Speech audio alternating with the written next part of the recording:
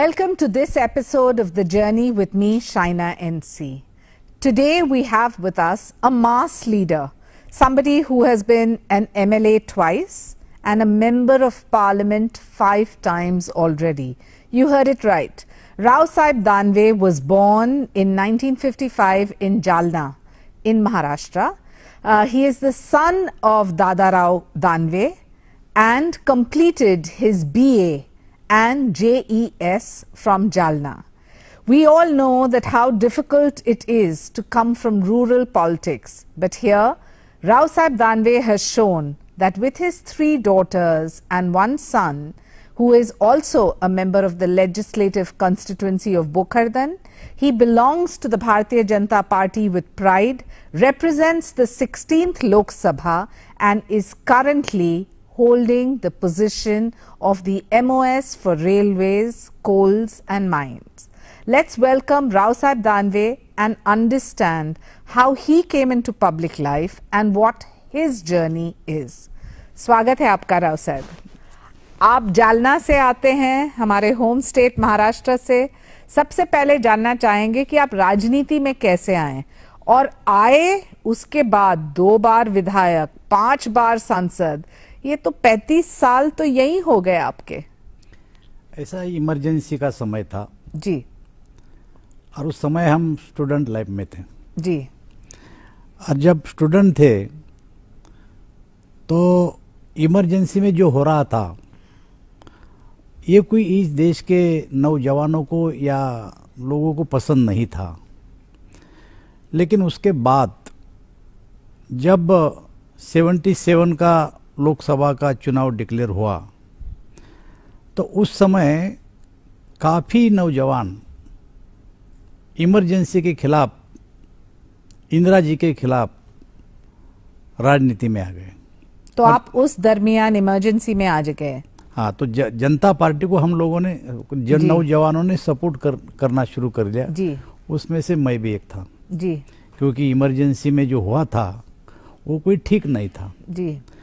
और जब 77 में पहला लोकसभा का चुनाव था इमरजेंसी के बाद, उस चुनाव में हमने कैनवसिंग की जनता पार्टी की जी। और जब मोरारजी देसाई देश के प्रधानमंत्री बने और जनता राज आ गया, उसके बाद 78 में जी विधानसभा का चुनाव हुआ और विधानसभा में भी हमने जनता पार्टी का प्रचार किया और लगभग उसी समय हमारे गांव में ग्राम पंचायत के चुनाव हो गए। तो दोनों साथ में थे?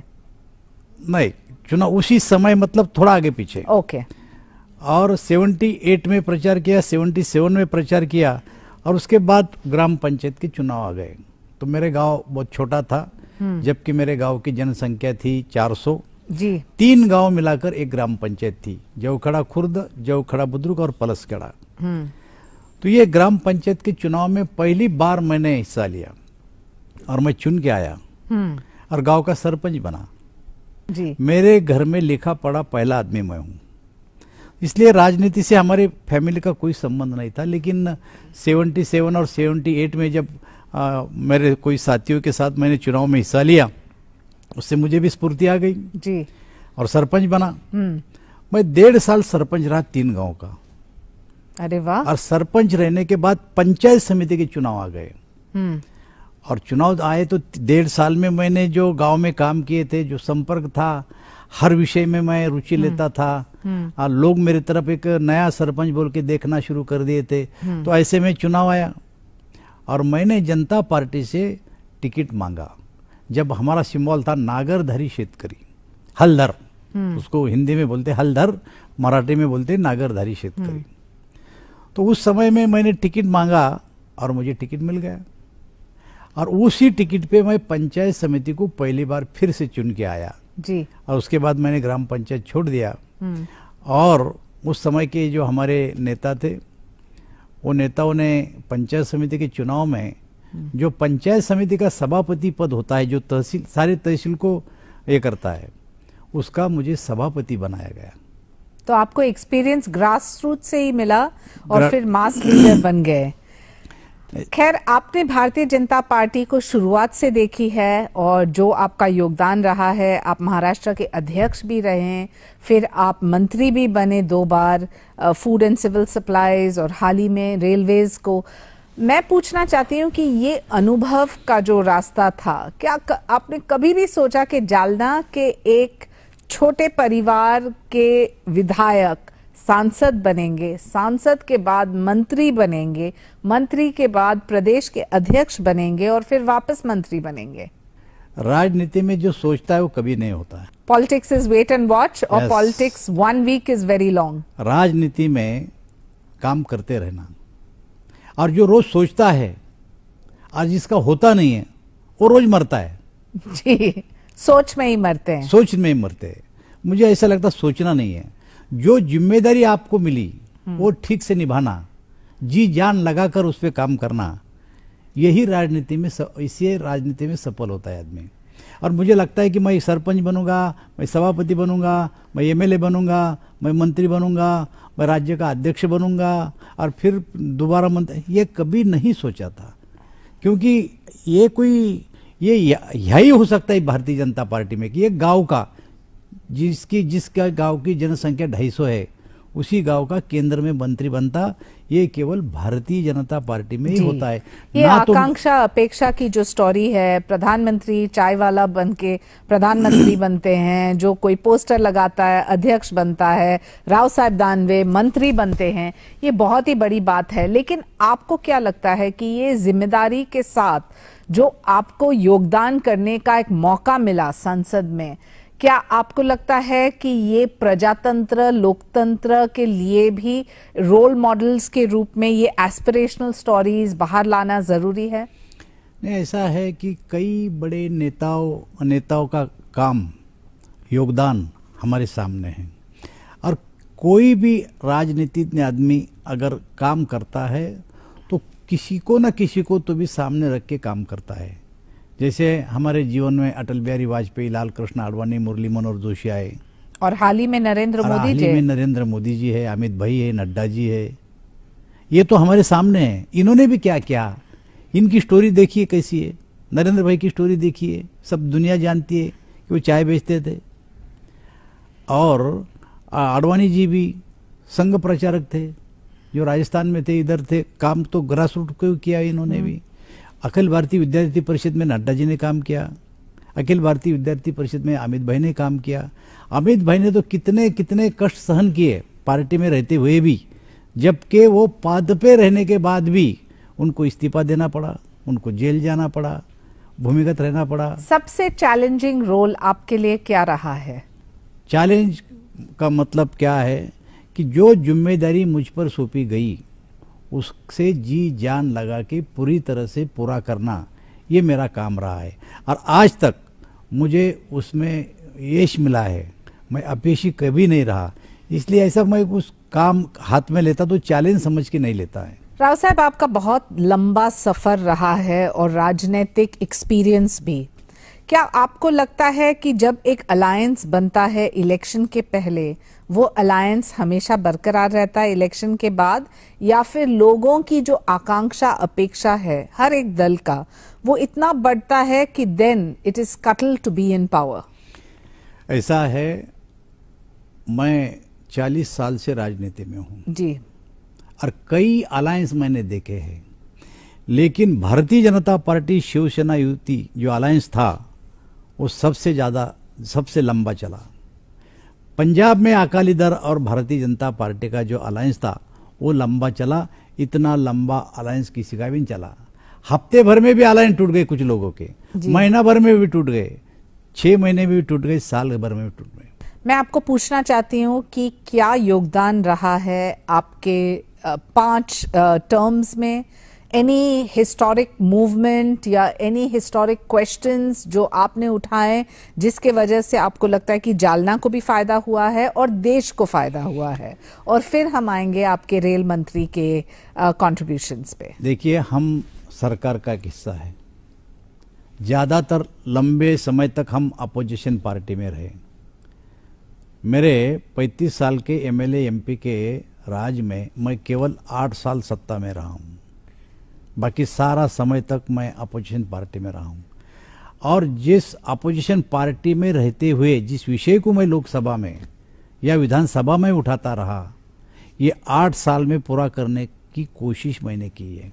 अब देखेंगे तो मेरे लोकसभा क्षेत्र में पिछले 5 सालों में 6,000 करोड़ के हमने नेशनल हाईवे और स्टेट गवर्नमेंट के मिला के 6,000 करोड़ के रास्ते किए मैंने।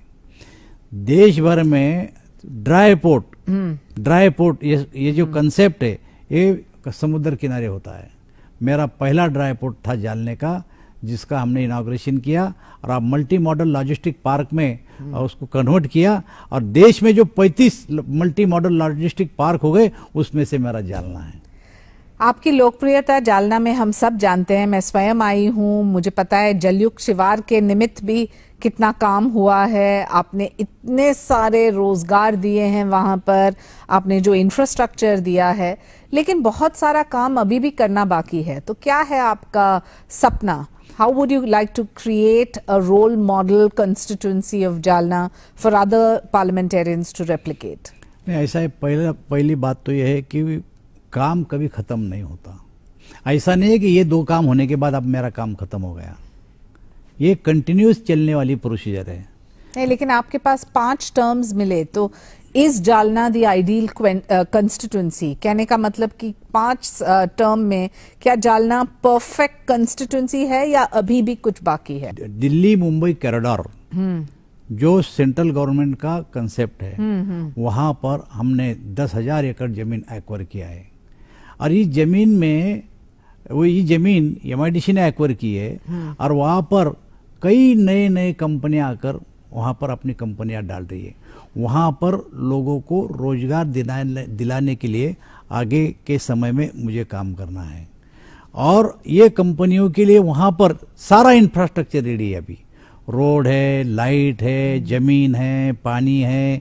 तो सरकार से, राज्य सरकार से कोऑर्डिनेट करके जो नई कंपनियां आएगी उनके लिए वहां अगर जगह दे दी तो मुझे ऐसा लगता है वो एरिया का बड़ा इंफ्रास्ट्रक्चर खड़ा रहेगा और वहाँ के लोगों को रोजगार भी मिलेगा। ये आगे आने वाले दिनों में हमें काम करने की जरूरत है, ऐसा मैं समझता हूँ। क्योंकि रोजगार की, मराठवाड़ा जिस रीजन से मैं आता हूँ, जिस कॉन्स्टिट्यूंसी में मैं आता हूँ, वहाँ रोजगार की बहुत कमी है।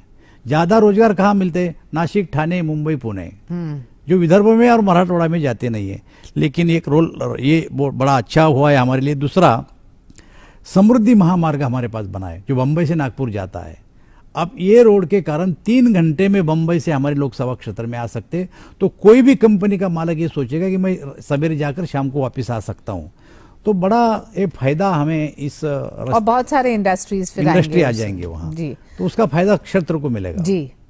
आप हाल ही में रेल मंत्री के रूप में बहुत सारे नए प्रोजेक्ट्स और बहुत सारी जिम्मेदारी भी मिलती है।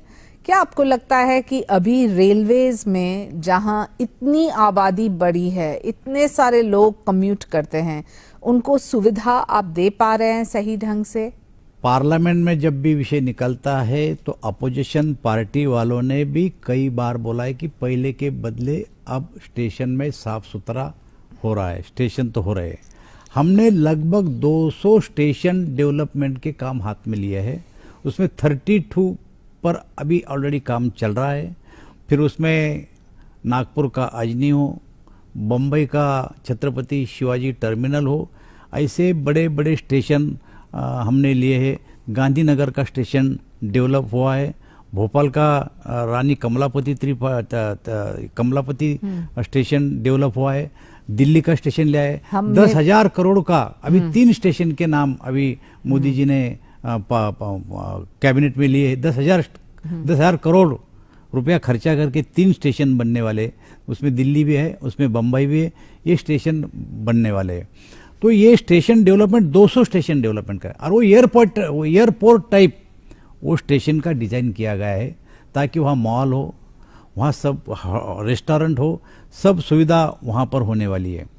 उसके बाद जब इलेक्ट्रिफिकेशन, जितने भी ब्रॉडगेज लाइन है, उस ब्रॉडगेज लाइन पे 2023 तक, जो आज डीजल इंजन पे ट्रेन चलती है, वो हम 2023 तक इलेक्ट्रिफिकेशन पूरा करने वाले हैं। गति शक्ति का प्रधानमंत्री ने ये किया है। वंदे भारत ट्रेन, 400 वंदे भारत ट्रेन इस देश में करने वाले हैं। उसमें से ये 3 तो शुरू हो चुकी है, जो वाराणसी से दिल्ली और बम्बई से अहमदाबाद के लिए, तो वंदे भारत ट्रेन है। उसके बाद नए नए जो कंसेप्ट आ रहे रेल में, और महाराष्ट्र के लिए 2009 से लेकर 2014 तक जो 1100 करोड़ रुपए महाराष्ट्र को मिलते थे, इस साल रेलवे ने 11,000 करोड़, 10 गुना ज्यादा पैसा महाराष्ट्र के लिए दिया है। जो काम पेंडिंग थे वो काम जल्दी होने में हमको फायदा मिलेगा। कुछ नई लाइन भी हम उसमें ले सकते हैं। तो इलेक्ट्रिफिकेशन हो रहा है, वंदे भारत ट्रेन आ रही है, बुलेट ट्रेन आ रही है, DFC डेडिकेटेड फ्रेट कॉरिडोर 2 कर रहे हैं हम, जो दिल्ली से सीधा बंबई में JNPT तक जाएगा, और उसमें माल वाहतूक गाड़ी चलेगी, खाली पैसेंजर गाड़ी नहीं चलेगी। तो इसका फायदा बहुत सारा होने वाला है। और मुझे ऐसा लगता है कवच, हमने कवच का भी काम शुरू किया है। लगभग 2000 किलोमीटर का कवच का काम है। 2 ट्रेनें जब सामने आती है तो टक्कर हो जाती थी।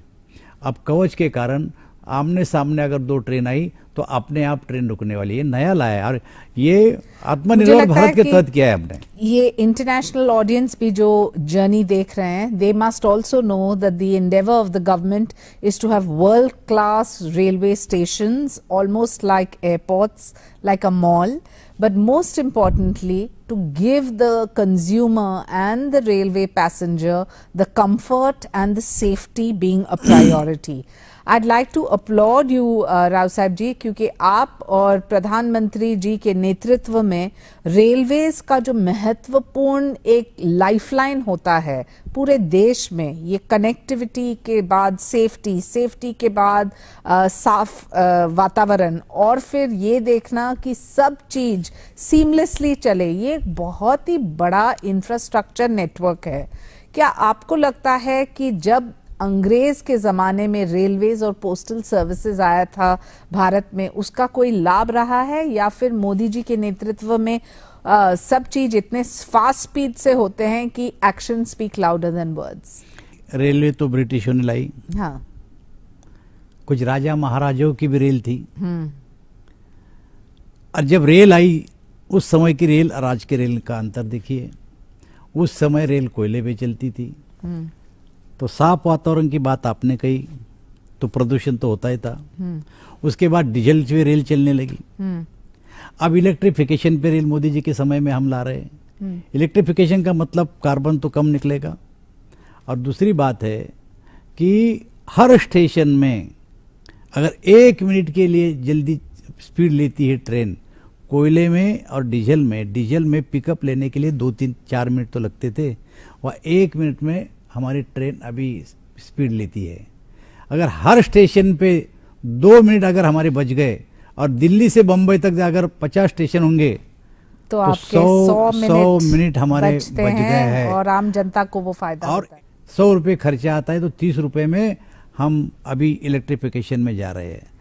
उसके बाद भी टॉयलेट को सारा कन्वर्ट कर दिया है हमने, और LHB कोच लाए हैं अभी। वंदे भारत में कोई बैठ के देखे तो पता चलेगा कि आगे आने वाले दिनों में रेल में क्या सुविधा होने वाली है। As a minister of coal and mines, ये टॉपिक हमेशा पार्लियामेंट में उठता है कि सरकार की क्या भूमिका है।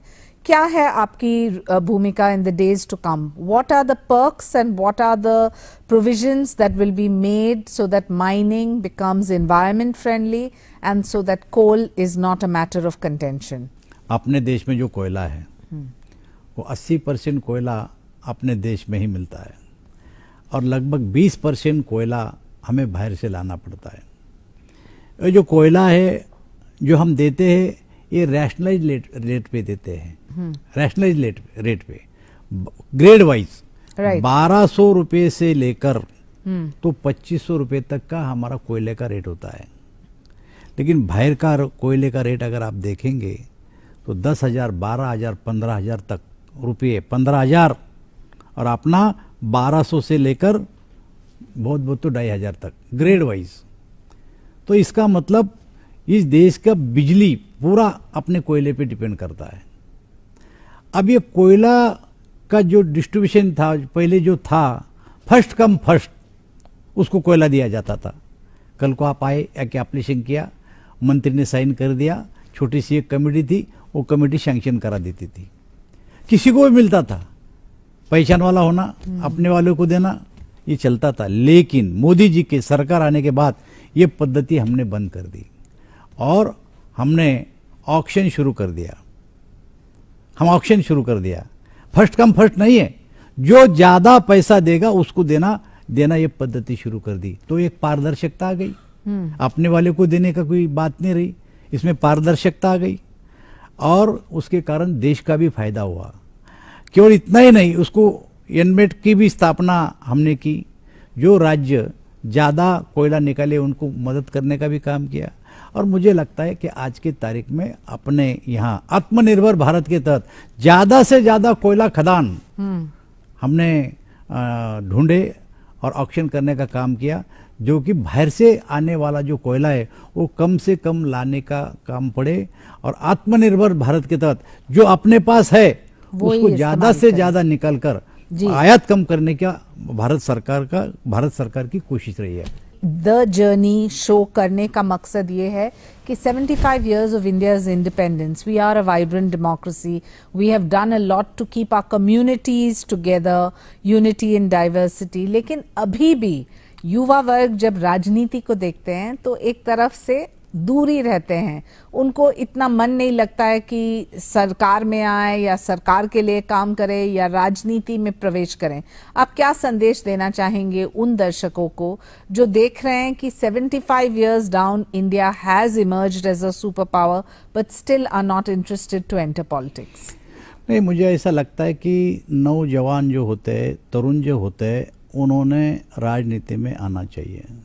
और जब तक के लिखे पढ़े लोग, स्टडीड लोग राजनीति में नहीं आएंगे तो राजनीति में उसका जितना फायदा मिलना चाहिए लोक प्रतिनिधि का उतना नहीं मिल पाएगा। अलग अलग सेक्टर में काम करने वाले नौजवान हैं, वो अगर राजनीति में आते हैं तो इस देश का भलाई होने वाला है। और आप देखेंगे कि मोदी जी का विजन क्या है। पहले क्या होता था, मैं 5 बार लोकसभा में हूँ, पहले की सरकारें क्या करती थी, बजट रखती थी, मार्च में बजट रखती थी, अगले मार्च तक हम क्या करने वाले हैं, 1 साल का सोचती थी। अब मोदी जी ने 25 साल का सोचकर बजट किया है और 2047 में इस देश की स्थिति क्या रहेगी ये सोच के आज से काम शुरू किया है। पहले के सरकार जैसा साल भर का सोचने वाली हमारी मोदी जी की सरकार नहीं है। Incredible the vision plan that the Prime Minister has, which is known to one and all। लेकिन क्योंकि आप ग्रामीण क्षेत्र से आते हैं और ग्रामीण क्षेत्र के मुद्दे बहुत अलग होते हैं शहरों से, क्या ऐसे मुद्दे हैं जो आप स्वयं चैंपियन करना चाहेंगे, जिसके बारे में आप संसद में एक प्लेटफॉर्म के रूप में आपकी राय मत रखना चाहेंगे?